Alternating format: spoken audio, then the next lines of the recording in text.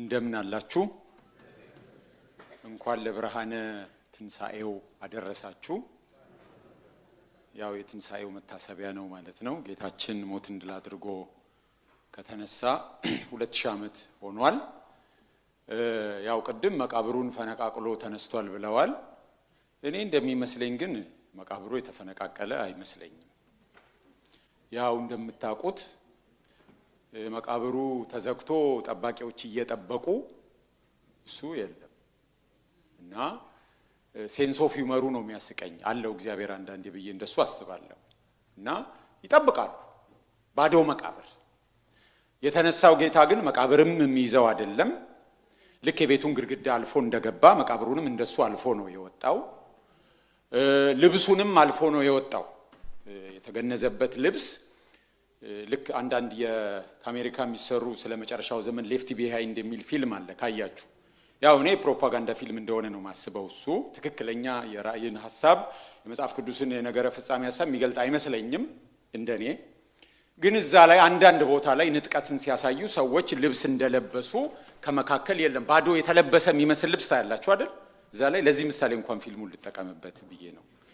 እና የተለበሰ ልብስ አለ ውስጡ ግን ለባሹ የለም። እና ጌታችን በከፈኑ ውስጥ እንደሱ ነው የሆነው። ከፈኑ በስርዓት እንደተከፈነ የራሱ ልብስ የሌላው ምን እንዳለ እሱ ግን እዛ ውስጥ የለም። ግድግዳውን እንዳለፈው መቃብሩን እንዳለፈው ልብሱንም አልፎት ነው የሄደው። እና ዮሐንስ እንዲያውም ትንሳኤውን ያመነበት አንዱ ምክንያት እሱ ነው። ሮጦ ወደ መቃብሩ ሲገባ ልብሶቹ እንደነበሩ ሲያይ እንዴት ሊሆን ይችላል?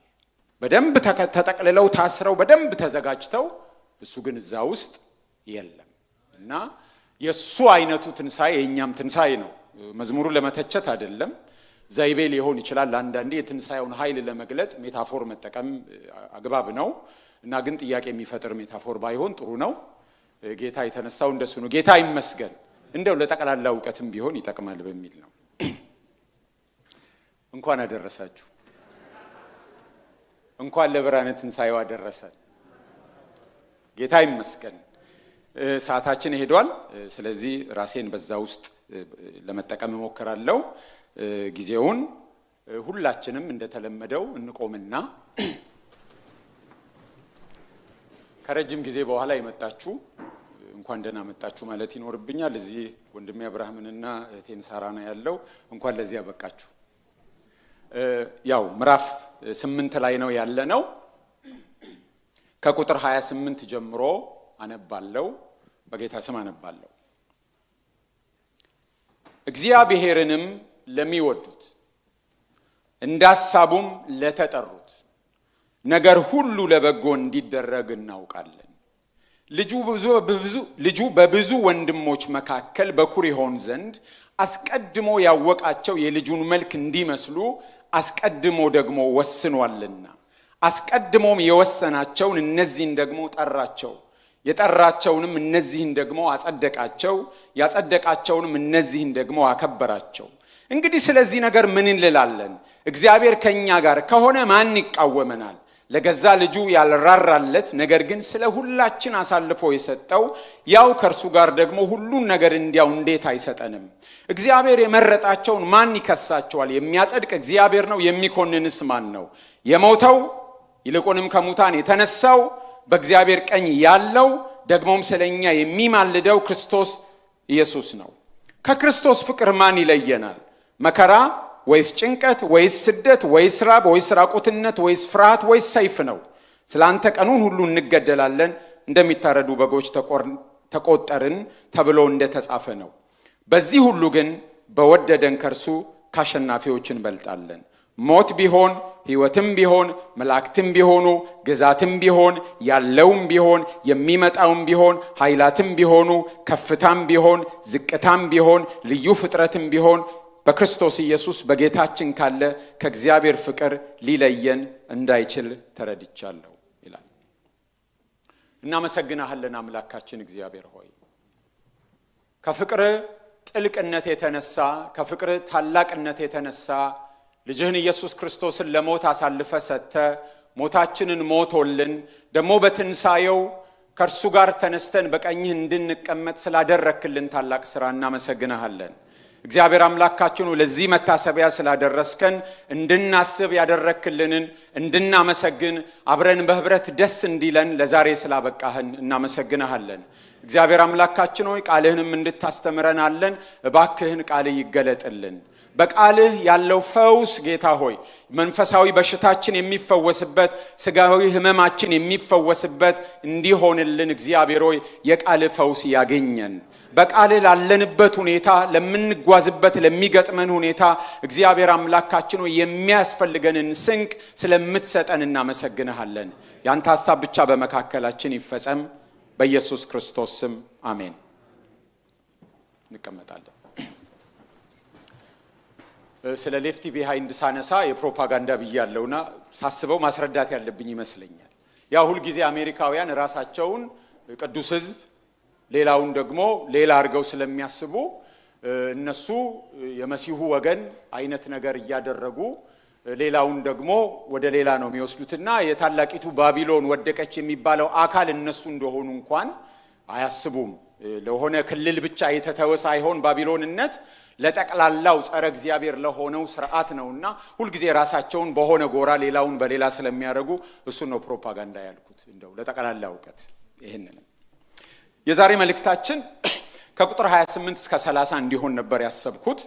እግዚአብሔርን ለሚወዱት እንደ ሐሳቡም ለተጠሩት ነገር ሁሉ ለበጎ እንዲደረግ እናውቃለን። ልጁ በብዙ ወንድሞች መካከል በኩር ይሆን ዘንድ አስቀድሞ ያወቃቸው የልጁን መልክ እንዲመስሉ አስቀድሞ ደግሞ ወስኗልና አስቀድሞ የወሰናቸውን እነዚህን ደግሞ ጠራቸው፣ የጠራቸውንም እነዚህን ደግሞ አጸደቃቸው፣ ያጸደቃቸውንም እነዚህን ደግሞ አከበራቸው ይላል። ቁጥር 28 እግዚአብሔርን ለሚወዱ እንደ ሐሳቡም ለተጠሩ ነገር ሁሉ ለበጎ እንዲደረግ እናውቃለን።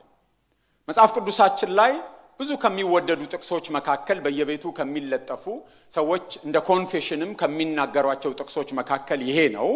at the same time ደግሞ ከተጻፈው ሐሳብ ውጪ ሰዎች የመሰላቸውን አድርገው የሚተረጉሙትም ነው። ነገር ሁሉ በራሱ ለበጎ እንደሚለወጥ አይነት ሐሳብ everything will be alright እንደሚባለው አይነት አድርገው ነው የሚወስዱት። የመጽሐፉ ሐሳብ እንደሱ ነው ወይ የሚለው ጥያቄ የሚኖር ጥያቄ ነው። ቀጥሎ ደግሞ ይሄ ሐሳብ በቤተ ክርስቲያን ታሪክ ውስጥ ይሄ ክፍል በተለያዩ መልኩ የውዝግብ የሙግት ታሪክ ስላለው ክፍሉን ስናነበው ብቻውን ለመረዳት እንቸገራለን። ብዙ ጊዜ እነዚህ ታሪኮች ተጽዕኖ ያሳድሩብናል። ለመጀመሪያዎቹ ተደራሲያን ሐዋርያው ጳውሎስ ለጻፈላቸው አንባቢዎች ምን ማለት ነው ከሚለው ይልቅ ሌሎቹ ነገሮች ነው የምናስበው። ለምሳሌ የጥንት ቤተክርስቲያን አባቶች የመጀመሪያዎቹ የግሪክ ፈላስፎች ሰው ሁሉ ዕጣ ፈንታው የተወሰነ ነው ብለው ያምኑ ነበርና ፌታሊስቶች ይባላሉ። የቤተክርስቲያን አባቶች ከነሱ ጋር የነበራቸው ሙግት አለ። ለዛ ውስጥ ይሄ ተጠቅሟል። ቀጥሎ ደግሞ አምስተኛው ክፍለ ዘመን አካባቢ ፔላጂየስ ወይም ቡላጌዎስ የሚባል ሰው ነበር። ቅዱስ አውግስጢኖስ ከሱ ጋር ባደረገው ሙግት ውስጥ ይሄ ጥቅስ ጥቅም ላይ ውሏል። የቤተክርስቲያን ሐዳሲያን በ16ኛው መቶ ክፍለ ዘመን በመካከላቸው እርስ በርስ የሐሳብ ሙግት ነበር። ይሄ ጥቅስ እዛ ውስጥ ጥሏልና ሰዎች ብዙ ጊዜ ጥቅሱን ሲያነቡ እነዛ ሁሉ ሙግቶች ተንደርድረው ነው የሚመጡት እና የተመረጠ እንዲሆናል ወይ አይሆንም የሚለው ነው የሚመጣው።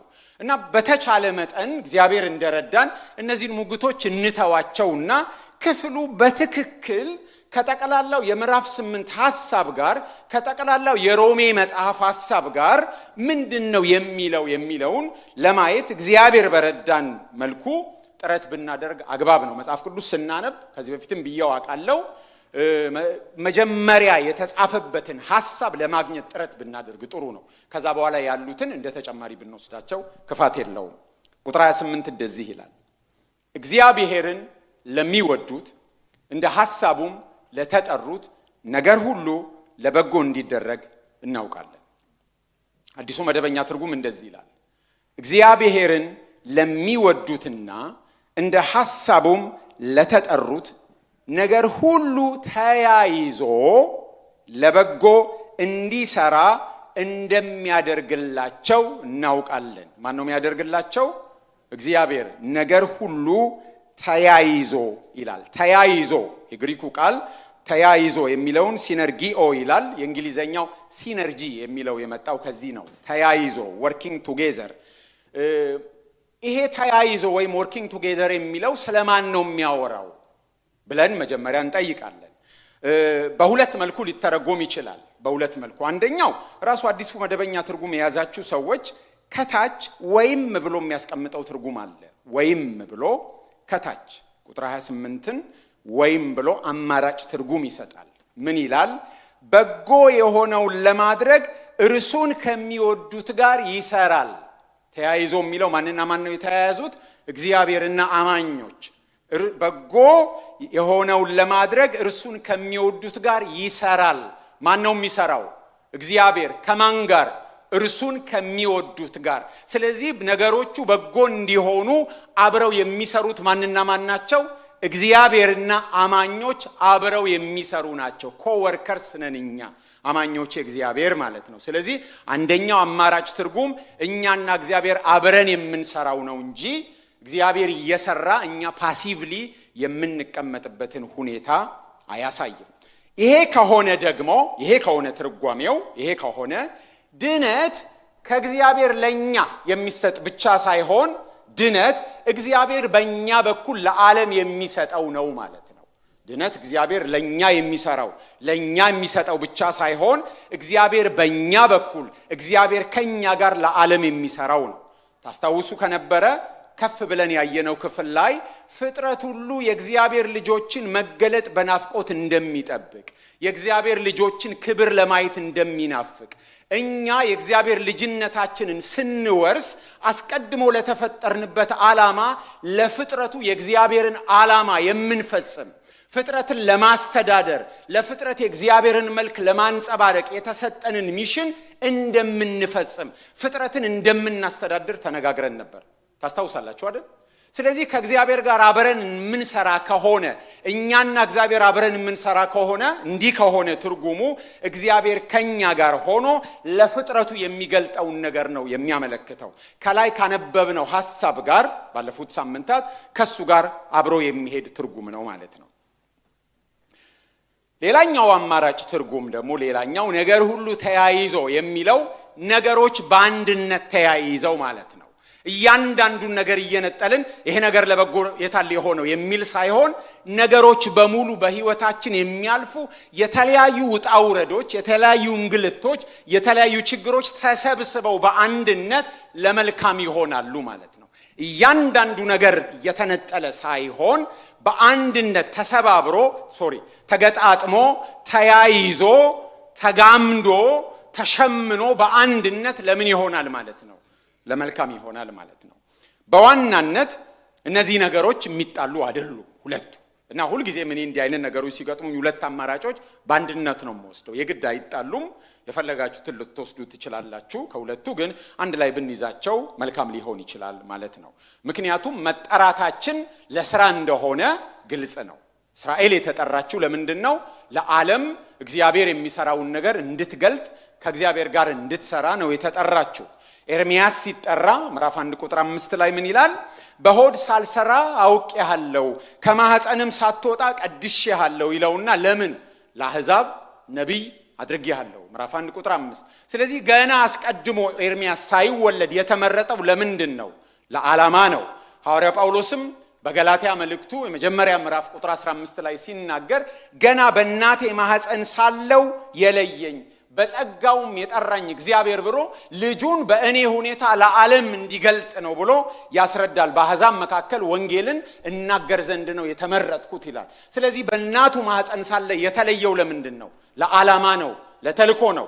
ስለዚህ ይሄ ክፍል ስለ ምርጫ ስለሚናገር፣ ስለ መመረጥ፣ ስለ መጠራት ስለሚናገር ጥሪው ለምንድን ነው ማለት ነው? ለዓላማ ነው፣ ለሚሽን ነው ጥሪው። ስለዚህ እኛም ስንጠራ እግዚአብሔር ከእርሱ ጋር አብረን እየሰራን ለፍጥረቱ ሁሉ የሱን ዓላማ እንድንገልጥ እንድናሳይ ነው ብለን ብንወስደው ተገቢ ነው ብዬ አስባለሁ። ስለዚህ ይህንን እያሰብን ክፍሉን እንመለከታለን። እግዚአብሔርን ለሚወዱት እንደ ሐሳቡም ለተጠሩት ነገር ሁሉ ለበጎ እንዲደረግ እናውቃለን። ሐዋርያው ጳውሎስ በእርግጠኝነት ነው የሚናገረው። እናውቃለን ነው የሚለው። እናውቃለን ሲል በዚህ ምዕራፍ ውስጥ የመጀመሪያው አይደለም። ቁጥር 22 ላይ እናውቃለን ብሎ የነገረን ምን ነበር? ፍጥረት ሁሉ እስካሁን ድረስ በመቃተትና በምጥ መኖሩን እናውቃለን ብሎ በዚህ ምዕራፍ ውስጥ ነግሮን ነበር። ስለዚህ መቃተትና ምጥ መኖሩን የምናውቀውን ያህል እግዚአብሔር ደግሞ ነገሮችን ሁሉ በመግቦታዊ ጥበቡ በፕሮቪዥኑ ለመልካም እንደሚያደርገውም እናውቃለን። ስለዚህ ምጥና መቃተት መኖሩን ብቻ አይደለም የምናውቀው፣ ነገሮች እንደገና ተገጣጥመው ለበጎ እንዲሆኑ እንደሚሰራም እናውቃለን። ችግሩን ብቻ አይደለም የምናውቀው፣ በችግሩ ውስጥም ደግሞ እግዚአብሔር ፍጻሜ እንዳለው ጎል እንዳለው እናውቃለን። ችግርን ብቻ ማወቅ አንድ ነገር ነው። ነገር ግን በዛ ውስጥም እግዚአብሔር እንደሚሰራ፣ እግዚአብሔር በዝምታ የሚመለከት እንዳልሆነ፣ ነገሮች ከእግዚአብሔር ቁጥጥር ውጪ የሚሄዱ እንዳልሆኑ፣ የሚመጡትን ነገሮች በሙሉ እግዚአብሔር አገጣጥሞ አያይዞ ለመልካም እንደሚሰራባቸውም እናውቃለን። የምናውቀውን እናውቃለን፣ የማናውቀውን ደግሞ አናውቅም አይደል? ክፍሉ ማናውቀውንም ነገር ይነግረናል። ለምሳሌ ቁጥር 26 ላይ ምን ብለን አንብበን ነበረ? እንዴት መጸለይ እንደሚገባን አናውቅም ብለን ነበር። ፍጥረት በመቃተትና በምጥ እንደተያዘ እናውቃለን፣ እኛ ግን እንዴት መጸለይ እንደሚገባን አናውቅም። ነገር ግን ደግሞ እግዚአብሔር ችግሮችን በሙሉ አያይዞ ለመልካም እንደሚለውጣቸው እናውቃለን። የማናውቃቸው ነገሮች አሉ፣ እውነት ነው። ግን ደግሞ እግዚአብሔር ዳር ቆሞ የሚመለከት እንዳልሆነ፣ በችግሮች ውስጥ እንኳን እግዚአብሔር ለመልካም እንደሚሰራ እናውቃለን። እግዚአብሔር ይመስገን። ይሄ የተስፋ ቃል የተነገረው ለማን ነው? ለማን ነው የተነገረው? ሁለት ነገሮች ተጠቅሰዋል። እግዚአብሔርን ለሚወዱ ነው ይሄ ነገር የተነገረው። እግዚአብሔርን ለሚወዱ ሐዋርያው ጳውሎስ በሮሜ መልእክት ውስጥ ያልተለመደ ሐሳብ ነው እዚህ ጋር የሚነግረን። ምክንያቱም የሮሜን መልእክት በጠቅላላ ስናነብ ተደጋግሞ ይነገር የነበረው እግዚአብሔር ለኛ ያለውን ፍቅር ነው ሲነግረን የነበረን። ገና ጠላቶቹ ሳለን እንዴት እንደወደደን፣ እግዚአብሔር ከፍቅሩ ታላቅነት የተነሳ የገዛ ልጁን ሳይራራ እስከ መስጠት ድረስ እንዴት እንደደረሰ ሲነግረን ቆይቶ አሁን ግን ያነሳው ምንድነው? እኛ እግዚአብሔርን ስለመውደዳችን ነው የሚናገረው። ስለዚህ እግዚአብሔርን ለሚወዱ ነው የሚለው። እግዚአብሔርን መውደድ የሚለውን ሐሳብ ሐዋርያው ጳውሎስ የወሰደው ከእስራኤል ታሪክ እንደሆነ ግልጽ ነው። ብዙ ነገሮቹ ከእስራኤል ታሪክ ጋር የተያያዙ ናቸው። የእስራኤል ዋና የእምነት መግለጫ ምንድን ነው?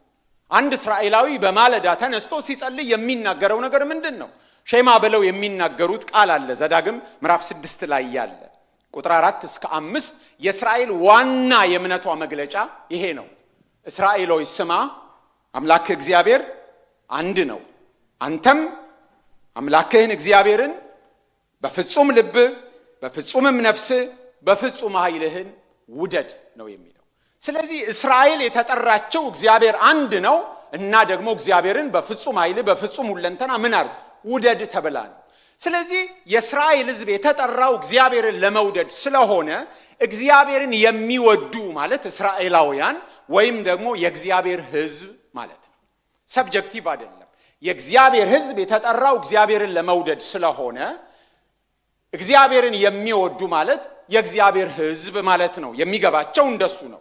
ስለዚህ በአዲስ ኪዳን ትርጓሜው ደግሞ የእግዚአብሔር ሕዝብ ማን ነው? ክርስቲያኖች ናቸው። ስለዚህ ይሄ ክፍል የሚናገረው እግዚአብሔርን ለሚወዱ የሚለው ለክርስቲያኖች ነው የተነገረው፣ ለአማኞች ነው የተነገረው፣ እግዚአብሔርን ለሚወዱ። ስለዚህ ለክርስቲያኖች ሁሉ ነው፣ ለክርስቲያኖች ብቻ ነው ይሄ ክፍል የተነገረው። ላላፊ አግዳሚው አይደለም፣ ለሁሉ ሰው አይደለም። ነገር ሁሉ ለበጎ እንዲደረግ የሚሰራው ለክርስቲያኖች፣ ለእግዚአብሔር ሕዝብ፣ እግዚአብሔርን የሚወዱ ለተባሉት ግን ነገር ሁሉ ለበጎ ይደረጋል። ምክንያቱም እግዚአብሔርን መውደድ የእግዚአብሔር ሕዝብ ዋና ጥሪ ነው። ለዚህ ነው ጌታችን ኢየሱስ ክርስቶስን አንድ ሕግ አዋቂ መጥቶ ከሕግ ማንቻይቱ ታላቅ ናት ብሎ ሲጠይቀው ጌታ አምላክን በፍጹም ልብ በፍጹም ኃይል ውደድ የሚለው ከትእዛዝ ሁሉ ምንድን ነው? ትልቁ ነው። ከዛ በኋላ ተመሳሳዩ ሌላኛው ይመጣል። ስለዚህ እግዚአብሔርን የሚወዱ ማለት ክርስቲያኖች ማለት ነው። በሮሜ ውስጥ ባናገኘውም ሐዋርያው ጳውሎስ በሌሎች መልእክቶቹ ላይ ይህንን ሐሳብ ያነሳል። ለምሳሌ አንደኛ ቆሮንቶስ ምዕራፍ 2 ቁጥር 9 አንደኛ ቆሮንቶስ ምዕራፍ 2 ቁጥር 9 ዓይን ያላየችው ጆሮም ያልሰማው በሰውም ልብ ያልታሰበው እግዚአብሔር ለሚወዱት ያዘጋጀው ይላል። ስለዚህ እግዚአብሔር ለሚወዱት ያዘጋጀው እዛው አንደኛ ቆሮንቶስ ምዕራፍ 8 ቁጥር 3 ላይ 8:3 ማንም እግዚአብሔርን ቢወድ እርሱ በእግዚአብሔር ዘንድ የታወቀ ነው። ማንም እግዚአብሔርን ቢወድ እርሱ በእግዚአብሔር ዘንድ የታወቀ ነው። ኤፌሶን 6:24 ላይ ደግሞ ኤፌሶን 6:24 ጌታችን ኢየሱስ ክርስቶስን ባለመጥፋት ከሚወዱ ሁሉ ጋር ጸጋ ይሁን። ጌታችን ኢየሱስ ክርስቶስን ባለመጥፋት ከሚወዱ ሁሉ ጋር ይላል። ስለዚህ ይሄ ክፍል የሚናገረው ስለ ክርስቲያኖች ነው። ይሄ ክፍል ለክርስቲያኖች ብቻ ነው የተጻፈው።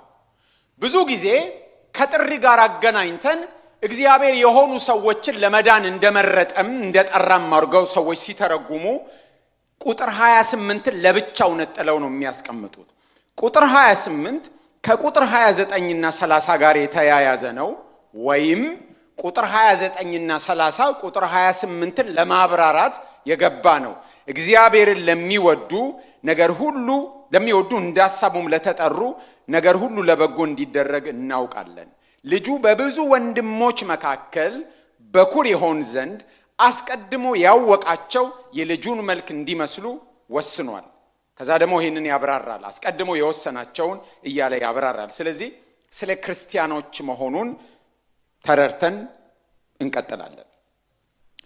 ክፍሉ የሰዎችን ድርሻ ከዚህ ውጪ አያመለክትም። የሰዎችን ድርሻ አያመለክትም።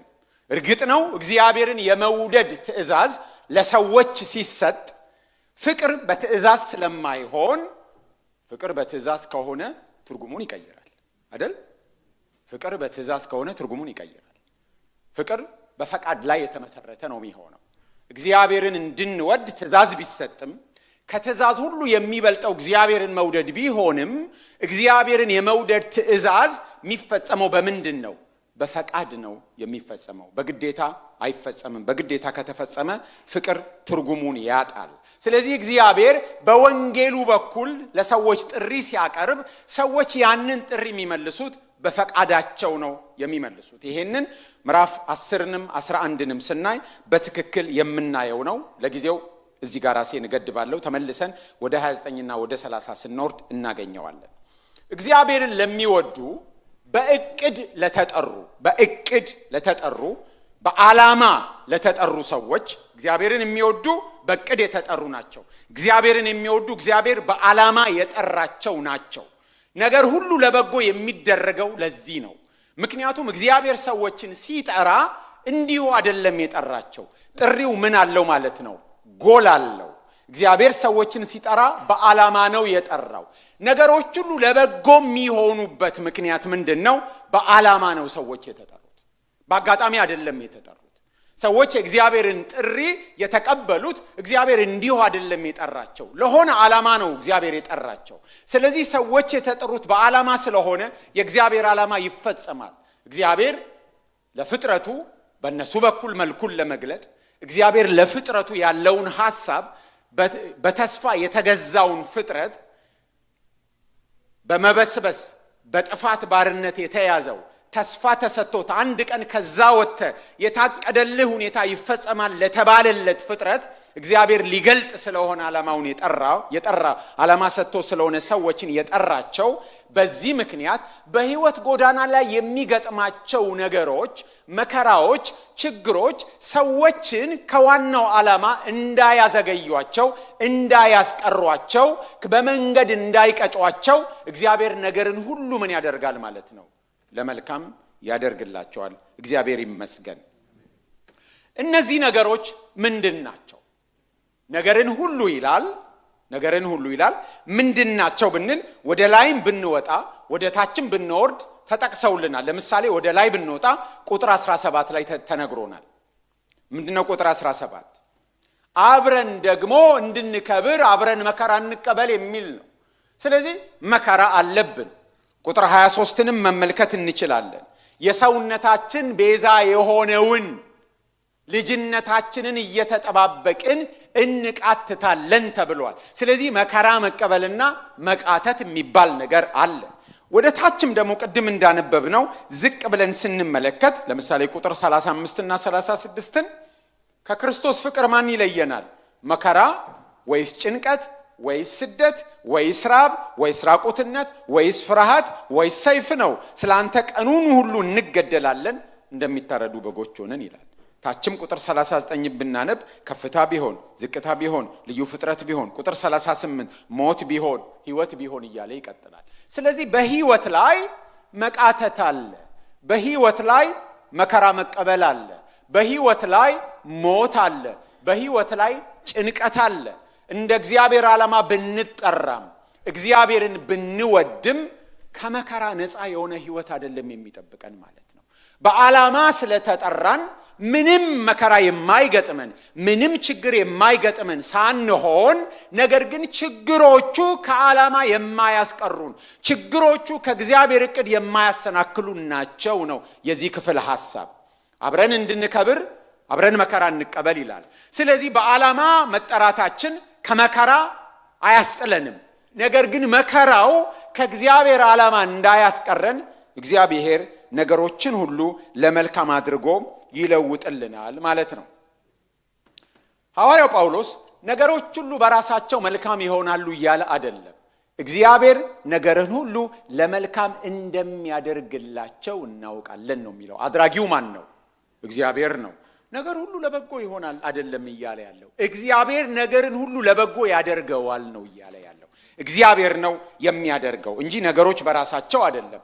ቀጥሎ ደግሞ አንዳንድ ነገሮችን እየነጠለ ይሄ ነገር ለበጎ ነው አይደለም የሚለው።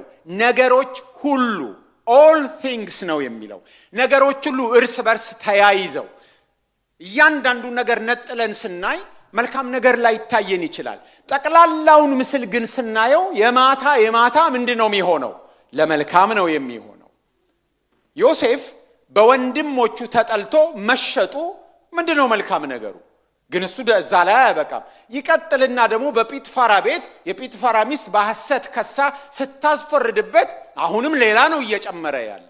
ከዛ እዛ ቤት ሆኖ ደግሞ ወህኒ ቤት ሆኖ ደግሞ አስበኝ ብሎ አንዱን ሰው ተናግሮ ያ ሰው ረሳው እንጂ መባሉ እነዚህ ነገሮች ተደራርበው ሄደው መጨረሻ ግን ለምን ሆነ? ለመልካም ሆነ።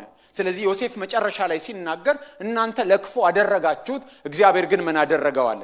ለመልካም አደረገው። እያንዳንዱ ነገር ለየብቻው እየተመዘዘ ሲወሰድ ሳይሆን ተገጣጥመው እያንዳንዳቸው ችግሮች ናቸው፣ እያንዳንዳቸው መከራ ናቸው።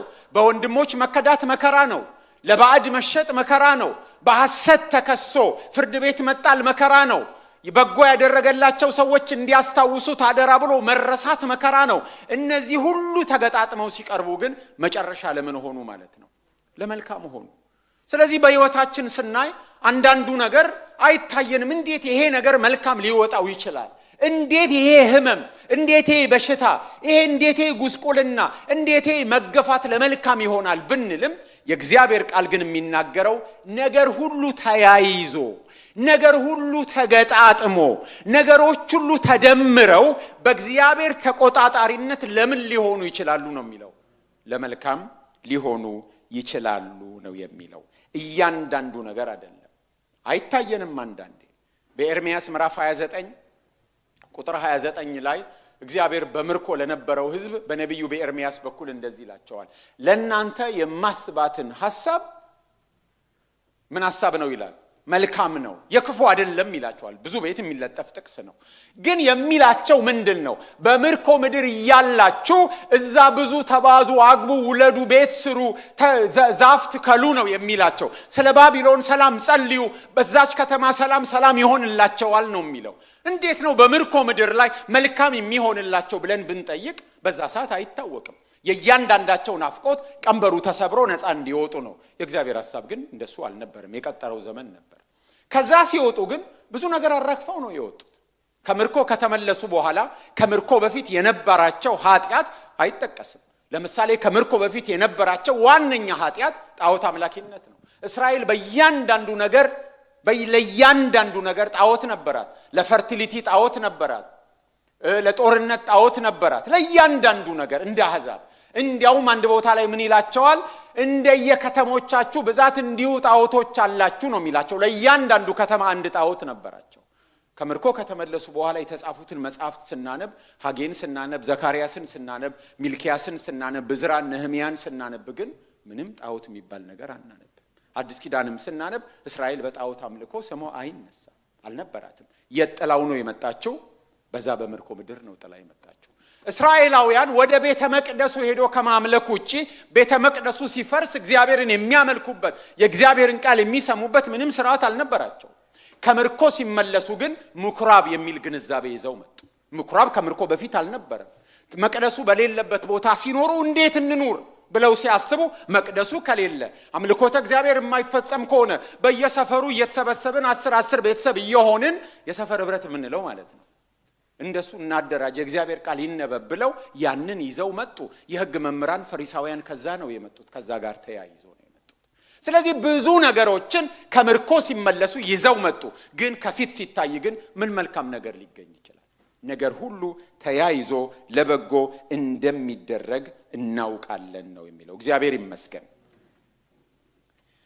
ለበጎ ሲል ግን አሁንም ጥንቃቄ የሚያስፈልገን ለበጎ ሲል እኛ በጎ ለምንለው ነገር ሳይሆን እግዚአብሔር በጎ ለሚለው ነገር።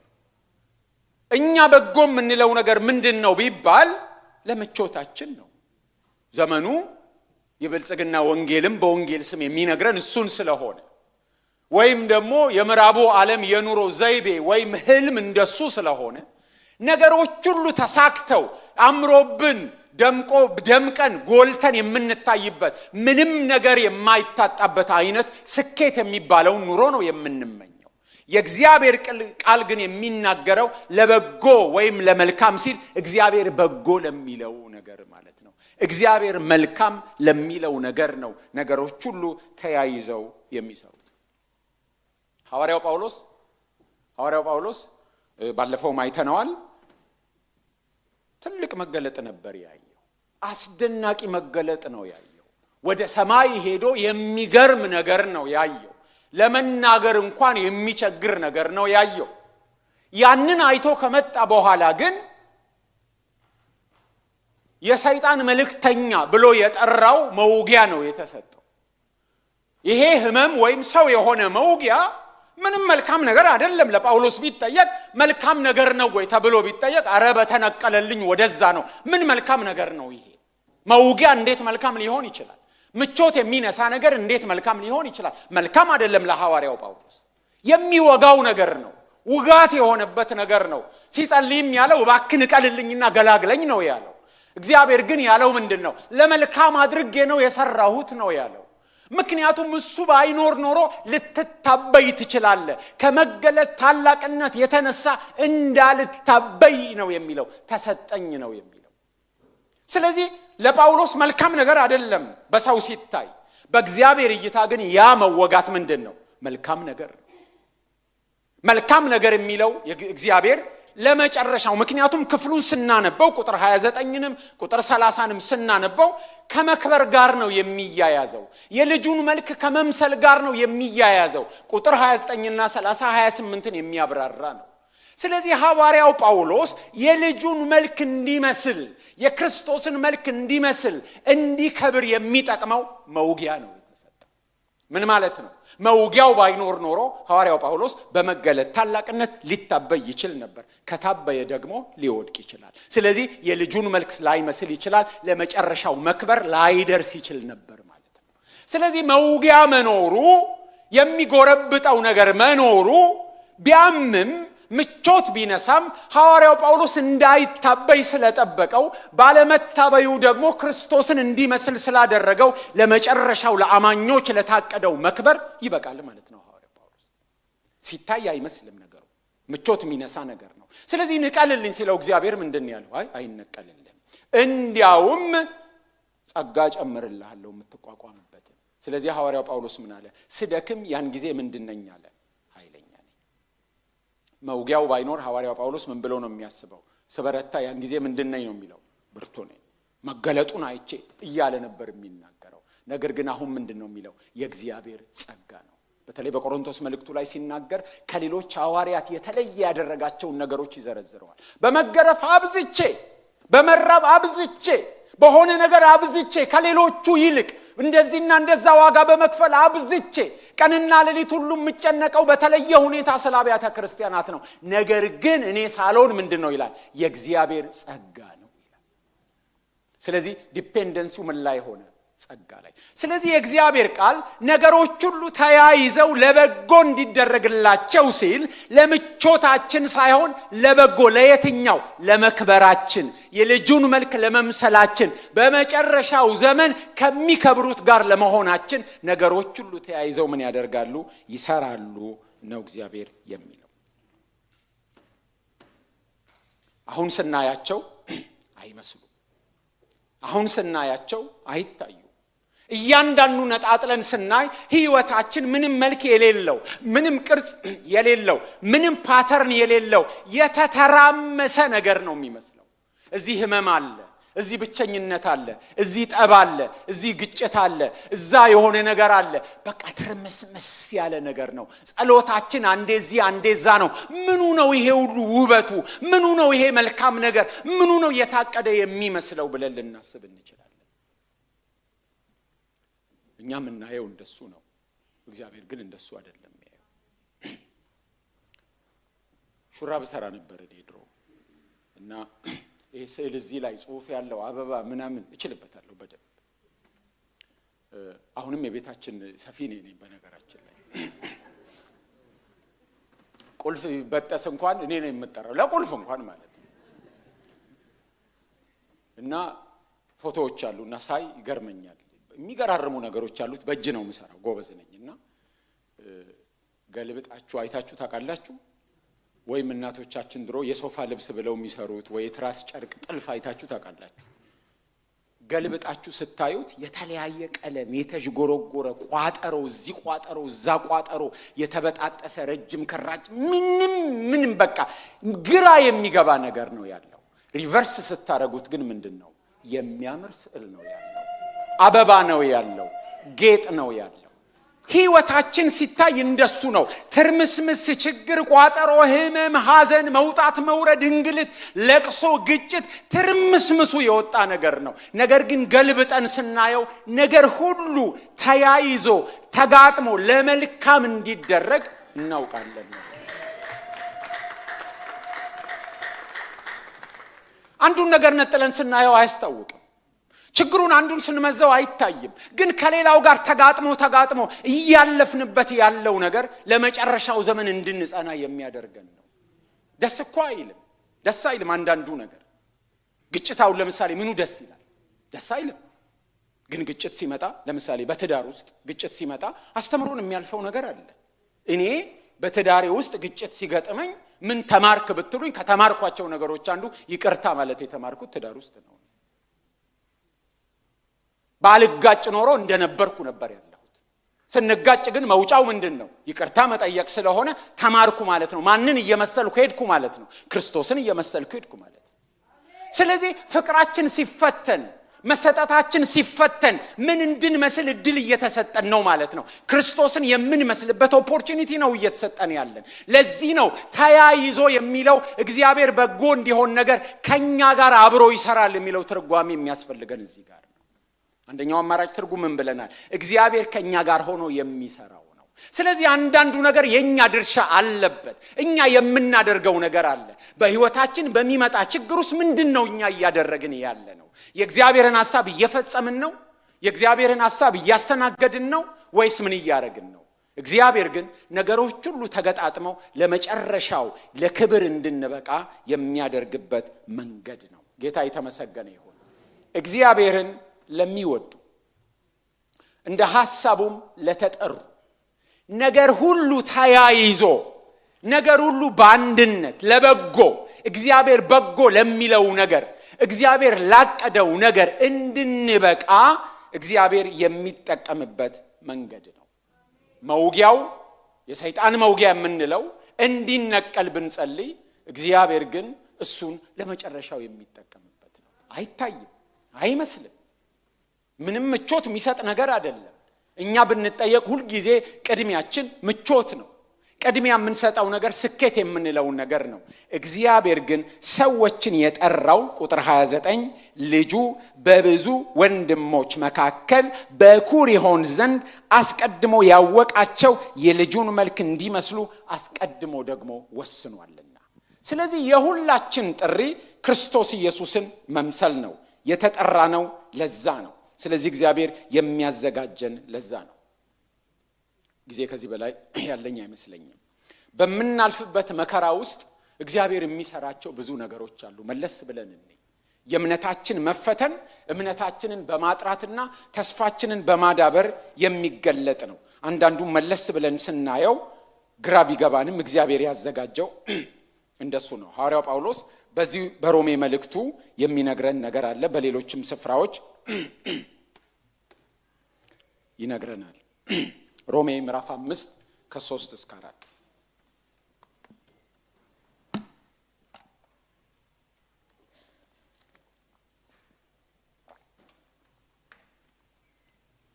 መከራ ትዕግስትን እንዲያደርግ ትዕግስትም ፈተናን ፈተናም ተስፋን እንዲያደርግ እያወቅን በመከራችን ደግሞ እንመካለን ይላል። ስለዚህ መከራው ምን ያስገኝልናል ማለት ነው? ትዕግስት የልጁ መልክ ነው። ትዕግስት ጸንተን በመጨረሻው ዘመን እንድንከብር ከሚያደርገን ነገር አንዱ ትዕግስት ነው። ራሱ ትዕግስት የሚባለው ነገር የሚያስፈልገው መከራ ስላለ ነው። መከራ ከሌለ ምንድን ነው የምትታገሱት? አሪፍ ነገር ታገሱ ይባላል እንዴ? ደስታውን ታገስ ይባላል? አይባልም። መከራውን ታገስ፣ ችግሩን ታገስ፣ ሐዘኑን ታገስ፣ ገና ያልመጣውን ያላገኘውን ነገር ታግሰ ጠብቅ ነው እንጂ ኦሬዲ ያገኘነውን ደስታ ታገስ አይባልም። ትዕግስት ደግሞ ፈተናም ምንን? ተስፋ የምናደርገው ስላላገኘነው ስላልመጣ ነገር ነው። እነዚህ ሁሉ ግን ከምን ጋር ነው የተያያዙት? ትዕግስትና ተስፋ የተያያዙት ከምን ጋር ነው? ከመከራ ጋር ነው የተያያዙት፣ ከፈተና ጋር ነው የተያያዙት።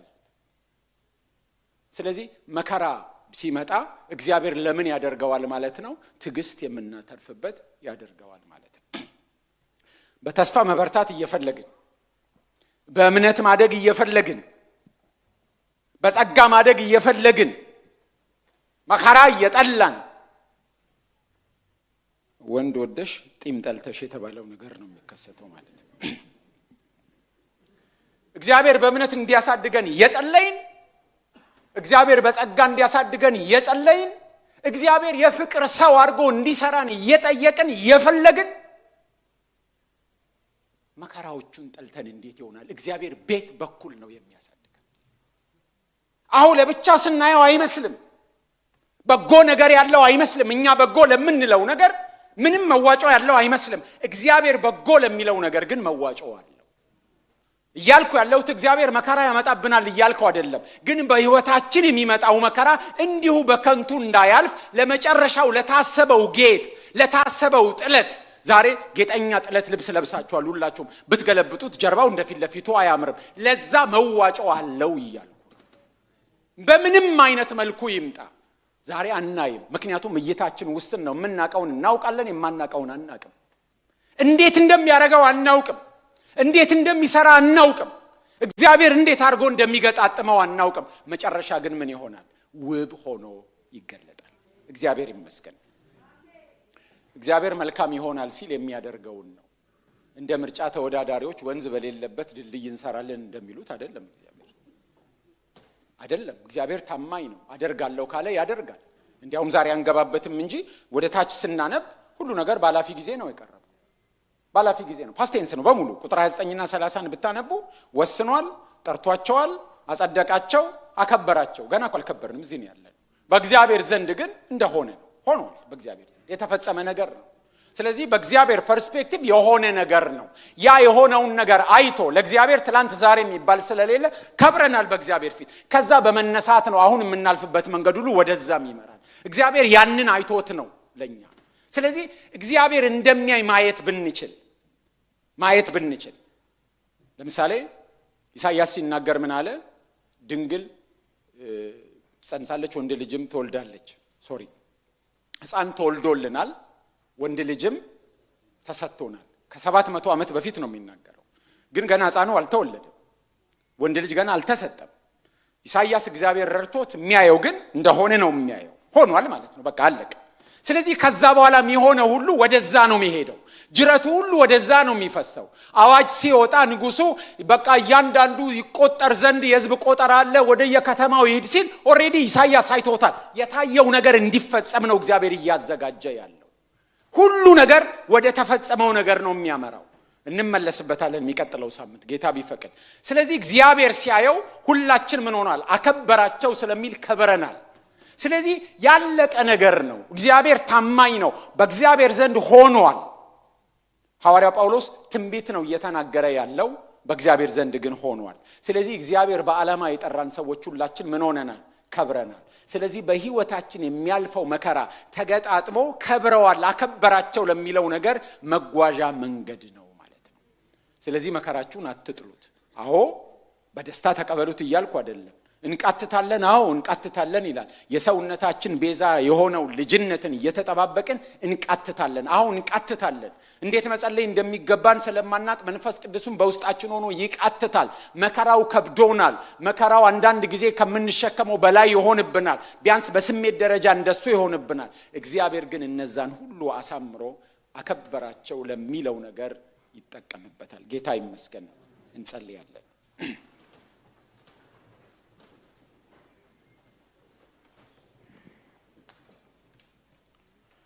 የጌታችን የኢየሱስ ክርስቶስ መከራ ለመልካም እንደሚሆን ማን አሰበ?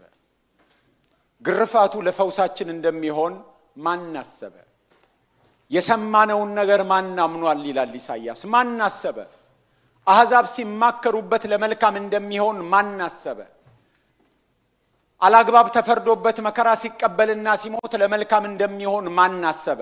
እነዛን ሁሉ ግን እግዚአብሔር ወሰደና ለኛ መዳን ምክንያት አደረገው። በኢየሩሳሌም እነ እስጢፋኖስ ሲገደሉ፣ በቤተ ክርስቲያን ላይ መከራ ሲበዛ ለመልካም እንደሚሆን ማን አሰበ? ወንጌሉ በመላው ዓለም እንደሚሰራጭ፣ ክርስቲያኖቹ ከኢየሩሳሌም ከተማ ወጥተው ወንጌልን ለአሕዛብ ሁሉ እንደሚያዳርሱ ማን አሰበ? እግዚአብሔር ነው ያሰበው። ነገር ሁሉ አስቸጋሪ ቢሆን፣ ከፊት ለፊት ሲታይ ፌስ ቫልዩ ላይ ምንም በጎ ነገር ብናጣ ግን እግዚአብሔርን እናውቃለን፣ እግዚአብሔርን እናምናለን። ነገርን ሁሉ እርስ በርስ አያይዞ ለመልካም እንዳሳቡ ለተጠራንበት ጉዳይ እንደሚፈጽመው እናምናለን። ነገሮች እንዴት እንደሚሰሩ ባናውቅም እግዚአብሔርን እናውቃለን። እግዚአብሔር እንዴት እንደሚሰራ ማይገባንም እግዚአብሔርን እናውቃለን። እንዴት እንደምናልፈው ባናውቅም እግዚአብሔርን እናውቃለን።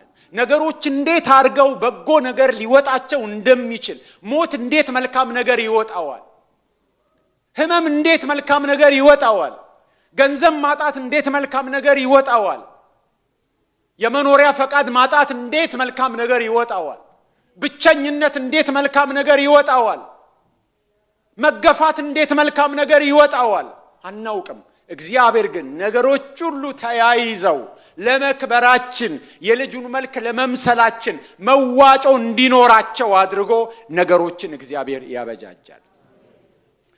አንዳንድ ጊዜ እግዚአብሔር ረድቶን መለስ ብለን ስናይ ነው የምናየው። አንዳንድ ነገሮችን መለስ ብለን ስናይ እንኳንም እንደዚህ ሆነልን እንላለን። መዝሙረኛው እንዳለው ያስጨነከኝ ለመልካም ሆነልኝ እንዳለ መለስ ብለን ስናይ ለመልካም ሆኖ እናያለን። አንዳንድ ጊዜ እግዚአብሔር ይራራልንና አይናችን ይከፈታል። ዮሴፍ መለስ ብሎ እያየ እናንተ ለክፉ አደረጋችሁት እግዚአብሔር ግን ለመልካም አደረገው እንዳለ አንዳንድ ጊዜ እንደሱ ይሆናል።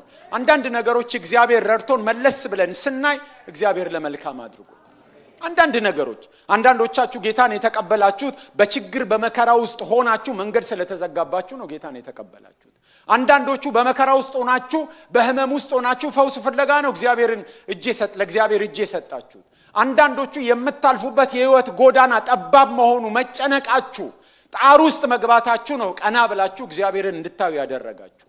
አንዳንዶቻችሁ ጸጋ የተቀበላችሁት በመታልፉበት ችግር ውስጥ ነው። አንዳንዶቻችሁ የፍቅር ሰዎች የሆናችሁት ጥሩ ልብ ተደርጎ የተለወጠላችሁ ባለፋችሁበት ችግር ውስጥ ነው። አንዳንዶቻችሁ በሳል የተባላችሁት በቃ በሳል ሰው ነው ጌታ ይገለጥበታል የተባላችሁት በብዙ አይነት መገፋት በብዙ አይነት ውጣ ውረድ ውስጥ አልፋችሁ ከዛ ውስጥ ያገኛችሁት ነገር ነው። ሌላውም ነገር እንደዚህ ነው። እግዚአብሔር ታማኝ ነው።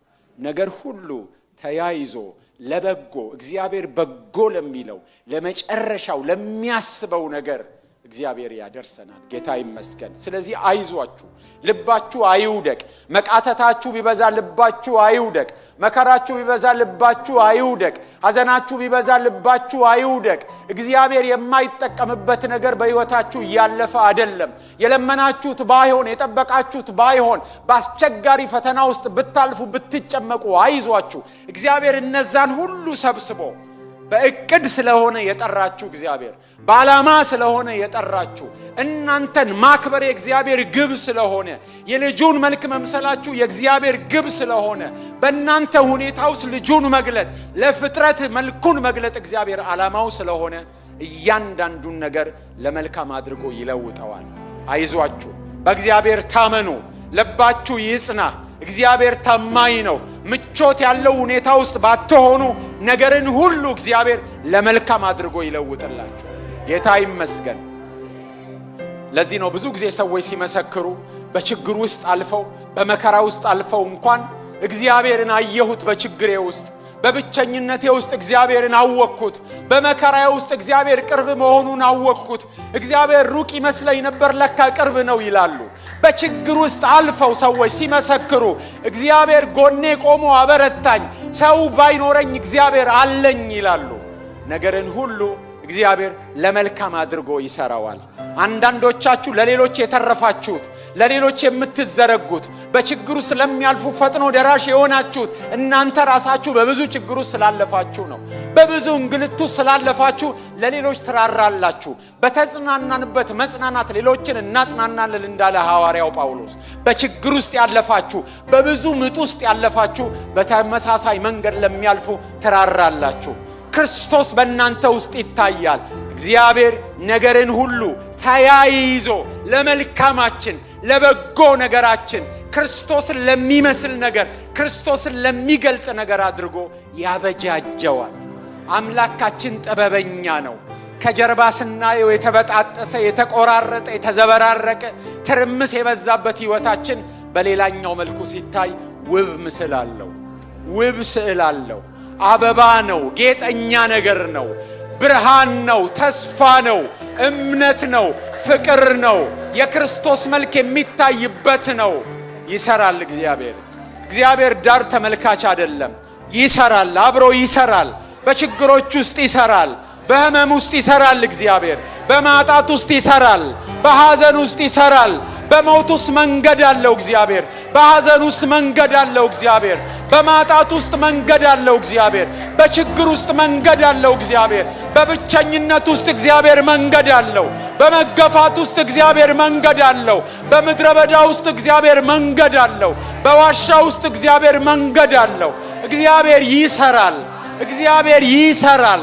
እግዚአብሔር ታማኝ ነው፣ እግዚአብሔር መልካም ነው። ነገሮች ሁሉ ተያይዘው ለበጎ እንዲደረጉ እግዚአብሔር በየዕለቱ ይሰራል። አትከስሩም፣ በችግራችሁ አትከስሩም፣ በህመማችሁ አትከስሩም፣ በሞታችሁ እንኳን አትከስሩም፣ በማጣታችሁ አትከስሩም። ብቻችሁን የቆማችሁ ሲመስል አትከስሩም። እግዚአብሔር እየሰራ ነው። በዓላማ ነው የጠራችሁ፣ እንደ ሐሳቡ ነው የጠራችሁ፣ በእቅድ ነው የጠራችሁ። ድንገት የተገኛችሁ አይደላችሁም። ድንገት አርቢትራሪሊ የተጠራችሁ አይደላችሁም።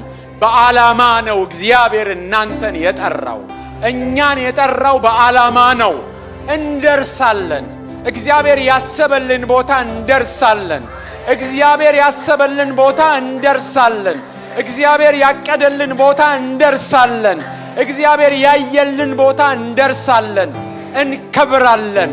ሃሌሉያ! እግዚአብሔር የተመሰገነ ይሁን።